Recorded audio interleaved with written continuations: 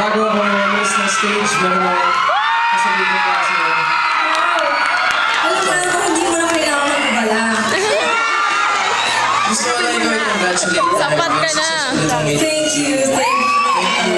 Thank you ulit sa lahat.